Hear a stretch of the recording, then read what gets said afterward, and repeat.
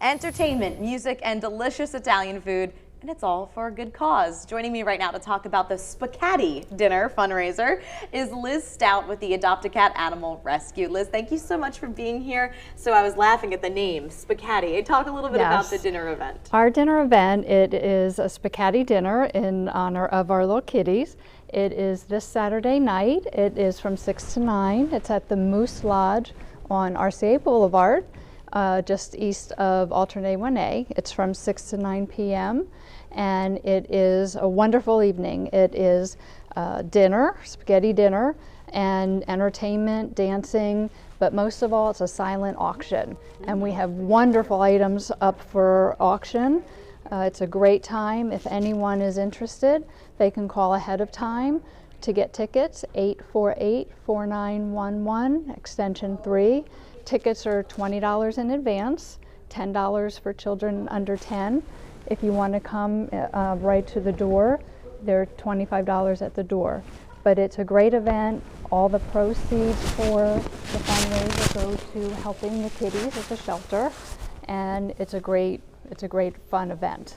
And tell us about Adopt a Cat Animal Rescue. You provide some very much needed services in our area. We do. Adopt a Cat Foundation, we have been running for the last 17 years, the last 30 years, and we are a nonprofit organization. We're dedicated to finding loving homes for cats and kitties, and we are run strictly on donations and volunteers.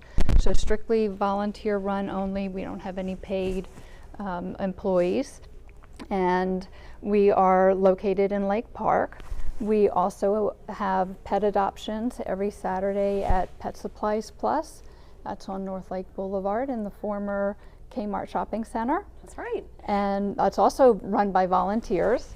And one of the kitties that you have with you today, which I love what you said earlier, you said Elvis is in the building. Elvis is in the building. May I hold Elvis? You may certainly try to hold Elvis. He's a little bit nervous. He's never been on TV before. Here's your big debut, pal. This is Elvis. Hi. And he is up for adoption. He's about 3 or 4 years old. He is an absolute sweetheart. He's got these really big, beautiful eyes. He is about 3 to 4 years old. He's at the shelter. He shows really well. He loves people. He purrs a lot. And if you want a lap cat, he's your man. He's your man. Oh, thank you so much, Elvis. You are a sweet boy. And remember the Spaghetti Dinner, Saturday, November 5th, 6 p.m. at the Moose Lodge, Palm Beach Gardens. $15 in advance, $25 at the door. If you have any questions, go ahead and call that number you see right there on your screen. Liz, thank you so much for stopping by with Elvis. We hope you have a great event. Thank you for having us. I think Elvis was getting a little curious about those beautiful eyes. Thanks so much, guys. Still to come at 9, Starbucks stirring controversy online with the release of its new holiday cup. Still ahead, the message from the coffee chain that's jolting social media this morning. And rock legend Bono, one of the world's most influential women, will explain this unique honor coming up. And as we send you to break, we want to give you a look here. First Alert Skycam Network, the Hilton Palm Beach Airport. You can see those beautiful blue skies. Taylor Grinda is in the house giving us our forecast. You're going to hear from her coming up. Stick around. Welcome back. Researchers are knocking down a common folk remedy for urinary tract infection, or UTIs. For years, doctors have told people that cranberry juice can help fight the infections, but new research shows nope, not true, no benefit. The study looked at 2 sample groups from nursing homes where UTIs are common. Doctors gave the women cranberry capsules. The others were given placebo pills. Over the course of the year, the cranberry treatment made absolutely no difference. It's interesting. There's a new trend hitting the fitness world. That's right. Many people are starting to look at their DNA to try to figure out what kind of exercise or nutrition program might be right for you. The company is called DNA Fit. You sign a consent form, take a saliva sample, and then pop it back in, and you send it off, okay? Dr. Lee Kaplan, the director of Mass General Hospital's Weight Center, says these tests can, quote, be valuable, but it depends on how you interpret it. If a genetic test convinces you not to exercise because you're not going to get as much value out of it as your neighbor, that would be a negative. The Britain-based company says it takes 10 business days to get this processed and back to you. It can cost about $190. Not super expensive, I guess, but one customer did say it told her a lot about really what she already knew about herself. That's what I said. Like, I'm out of shape. I get up and move. I got it. You don't need to pay $90 to tell you that. It was funny. One of my friend's parents who lives on the Treasure Coast was watching us this morning when we were teasing ahead to this story. She bought it for her daughter and son-in-law for Christmas, and they actually loved it. They said it worked out really well for them, but I laughed because I'm like, I get it. I got it. We know what it's going to say about us. Move more. This morning, people are threatening to boycott Starbucks over the design for its new holiday cup. Oh, it's like, wow. Come on. The coffee chain is serving seasonal drinks in green containers this year. The design featuring a mosaic that connects more than 100 people on the cup. Timed with the upcoming election, Starbucks says the cups were created to be a symbol of unity, celebrate community, and encourage us to be good to each other. And then you have those people in the crowd who say, that company should not wade into politics. Those people who have a lot of time on their hands. Okay. Can't please them all. A movie set nearly a century ago is getting some high-tech PR. Fantastic Beasts, and Where to Find Them may take place in 1926 in New York, but the marketing is decidedly 21st century, of course. Take a look. The strange things going on all over the city. Like I said, beaks, beasts, beats, I don't know. Beach? I like anyway, I guess I could have said something worse. Android phones will respond to spells such as Lumos for light and Silencio, am I saying that right? To turn off the ringer. And Google Maps not only displays such settings from the film as the wizard watering hole. Stephanie, take it away. I can't. Why did I get stuck with this story again? Anyway, so the hole's called the Blind Pig, and the Magical Congress of the USA but takes you inside, showing you what they looked like 90 years ago. And I didn't understand that story at all. Our producer's probably laughing at us. I don't know what any of that's about. Okay, so let us know. Halloween is over, which means for retailers, it's time for holiday hiring. More than 700,000 seasonal jobs are expected to be filled for the holidays. The top 5 companies hiring: Macy's, JCPenney, Office Depot / Office Max, remember they merged, of course, Gap, and Kohl's. Great way to earn a little extra cash. Meanwhile, Amazon has officially launched its Black Friday deals. Woo-hoo. The website will feature new discounts every day, and the deals will keep on coming until December 22nd. I already looked yesterday. I heard Felicia mention this yesterday evening, so I went on right away. I wasn't really impressed by the deals I was seeing. It was like a watermelon spoon scooper.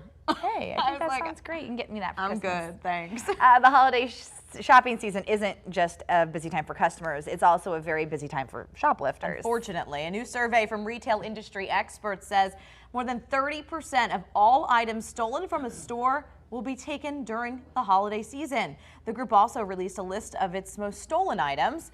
They include electronics accessories like cell phone cases, leather clothing, electronics, accessories in general, and winter clothing. Rounding out the top 10, and this is where I have to laugh because I'm thinking, what in the world? Meat, seafood, of course, alcohol, I totally get it. Relatives are coming to town. You know, people have to drink. Perfume and cologne, children's toys, and gourmet chocolate, rounding out your top 10. The meat and seafood, I'm wondering how people manage to even steal that and where they're sticking their fish. Goodness. When they try to leave a store. Taylor, take it away. All right, thank you. I get the gourmet chocolate. At least chocolate is tasty. All right, moving along to your Wednesday morning forecast. We do finally starting to see some drier air filter into South Florida, but I still am going to keep a slight chance for a few passing showers moving on in, especially across portions of the Treasure Coast like we're seeing right now. So we do still have that nice northeasterly breeze persisting anywhere between 5 to 15 miles per hour. So a breezy Wednesday ahead. With that being said, we do have some isolated showers moving on in across portions of Indian River and St. Lucie County, Lakewood Park, just over the Turnpike and I-95 throughout this region. That's where we're seeing those light showers move on in. Other than that, that's really all we're talking about for right now. Palm Beach County is in the dry, at least for now. So updated future track, keeping some spotty showers in the mix as we go throughout the day. Here it's 2:30 and 3 o'clock. Keep that in mind. It's going to be very, very quick moving in nature, so keep an umbrella packed in the bag just in case. I do think most of you will stay dry with a mix of sun and clouds throughout your Wednesday forecast, drying out as we head into later on this evening. So planning out your day, your hour by hour forecast, temperature wise will reach into the low to mid 80s, so nice and comfortable out there. The humidity is still kind of around for today, but heading into this upcoming weekend, weekend. That's when we're tracking those changes. A nice cool front will start to dip on down as we head into Friday. So Friday will bump up the rain chances. After that, the drier air starts to fill on in, and those cooler temperatures finally on the horizon by Saturday and Sunday morning. Small craft advisory, however, still in effect across area waterways, so keep in mind it's still extremely rough out there. 3 to 6 foot seas today and choppy on the inland waterways. Here is South Florida's first alert 7-day forecast. Into Thursday and Friday, we bump up the rain chances. Then that drier air starts to filter in by Saturday morning. We're forecasting overnight lows into the mid to upper 60s, afternoon highs into the upper 70s, and we also do fall back heading into early on Sunday morning. So finally, we'll start to see at least some cooler weather and more sleep in the forecast. And heading into Wednesday, that's when today at least our sky movie showing some more clouds around and some showers too. We'll be back in the next few minutes. Covering South Florida from the Palm Beaches to Boca Raton and the Treasure Coast. This is WPBF 25 News at 9. Thanks for staying with us for WPBF 25 News at 9. I'm Stephanie Brzezinski. And I'm Erin Guy. Time to check some of your happening now headlines. Opening arguments could begin today in a former police officer's trial in South Carolina. Michael Slager is charged with shooting and killing Walter Scott last year in North Charleston. Scott was running from a traffic stop. He was not armed. The shooting was recorded on a cell phone. A jury will be seated this morning. You may have noticed groups of your friends checking in from Standing Rock, North Dakota, but chances are they're not actually there. I saw Bill, our editor, do this, and I was like, is he in North Dakota? I was really confused. But apparently the check-ins are all in response to a claim that law enforcement was using social media to target protesters. Authorities there say it's not true, but more than 1 million people have checked in as a way of showing solidarity. It's also a way to confuse the police because now there's all these people checked in there, so they can't really figure out who's a protester and who's not. Comedian Bill Cosby will be in court again today. His lawyers are arguing that a sexual assault case in Pennsylvania should be thrown out. Andrea Constant claims that Cosby sexually assaulted her in 2005. Cosby has denied every allegation of sexual assault. His trial will start in June. An alarming situation for police in Louisiana. They say an 11-year-old boy brought a note to school yesterday, and the note read that his mother was being held hostage. This is terrifying. The note, apparently dated last Friday and written by the boy's mom, quickly got the sheriff's attention. After questioning the child, deputies determined that the man holding the mother against her will was Donald Ray Guy. They got a search warrant and then went to the home to try to rescue her. There's always a chill that goes through you when you understand that maybe the child was going through a very bad environment and the mother may be captive and maybe worse than what we actually found. When deputies entered the home, they say they found the man hiding in a closet. He was already facing domestic violence charges. Neither the child nor his mother were injured, but it was real. Smart of the mother to write that note and send it to school with her child. Wow.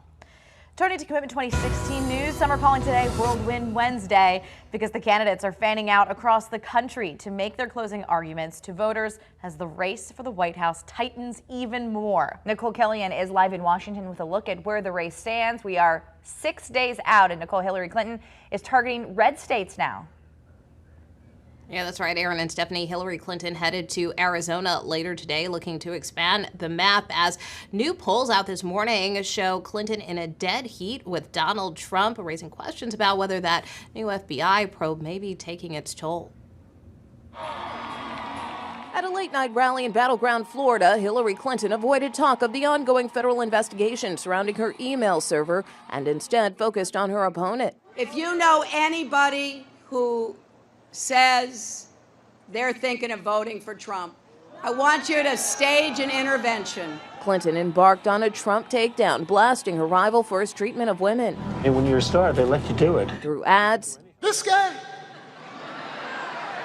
Don't be bamboozled. The president. And the resurrection of former Miss Universe, Alicia Machado. He said to me, Miss Piggy, Miss Housekeeping. As Donald Trump now targets the Sunshine State today, he took aim at Clinton over her defense of the health care law. I will ask Congress to convene a special session so we can repeal and replace. And in Wisconsin, he urged voters to switch sides. For any Democratic voter who have already cast their ballots for Hillary Clinton, you can change your vote to Donald Trump will make America great again, okay? And Trump made another appeal this morning on Twitter. Wisconsin, of course, one of a handful of states that actually does allow early voters to switch their ballots, although it's considered to be extremely rare. Stephanie and Aaron. Nicole, the FBI raising eyebrows yet again. A new release this time focused on Hillary Clinton's husband, Bill. What's this latest case about? Yeah, well, this has to do with an investigation that's since been closed. The FBI yesterday releasing documents from this case investigating former President Bill Clinton's pardon of Mark Rich, a financier. The timing of the release, however, drawing some questions, especially, as you can imagine, from the Clinton campaign, which called it odd, absent a Freedom of Information Act deadline. However, the FBI tells the Associated Press that the documents that were posted were done so automatically in accordance with the law. And Nicole, if we can get back to Donald Trump for just a second, his campaign is denouncing support from the KKK. What's the latest there?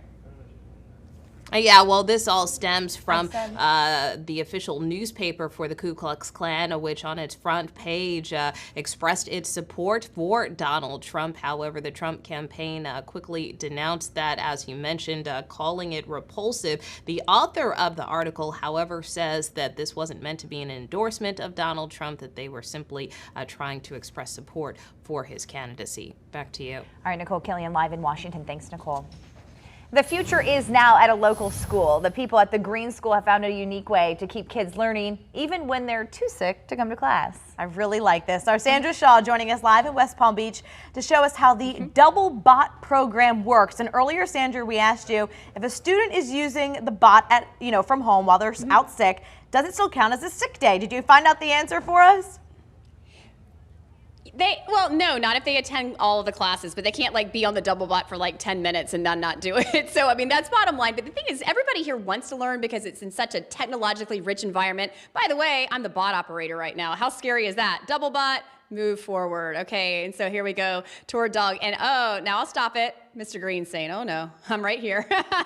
Anyway, but it's really very simple to use. And what I'm looking at, Stephanie and Aaron, is everything that's in the hallway here in the Green School. So you can imagine how interactive it is with class. So I had a great instructor, 4th grader, who's already working on his own app here, Phoenix. And Phoenix is going to take the helm here as I take the headphones off and give a little interview here with Brett, who actually has been taking charge with the robotics program here at the Green School. So Brett, this is something just so innovative and enriching for the kids. What's your play on the future of robotics as it comes into education and even beyond? Yeah, students here at the Green School gain exposure to robotics starting in pre-K all the way up to grade 4. So they're in the maker space, creating their own robotic systems, programming robots to prepare them for the future. 21st century skills, learning how to program and build robots is a very important piece, especially, if we're going to go to Mars one day, right? Absolutely. And I mean, if anybody's going to do it, they can come from right here. I mean, I tell you what, I was impressed, Jeff, at how easy it was to operate. I mean, I'm a little bit of a challenging task sometimes to teach, but that was really very user-friendly. I feel the same way as you do, but when you look at this 10-year-old kid just completely maneuvering this robot all over the school and able to communicate with whoever he wants to communicate with, it's just amazing. It really is incredible. So take a look. Here's the double bot, and here's Phoenix at the helm now, and I'm digging the dashing hat here. It looks good. I think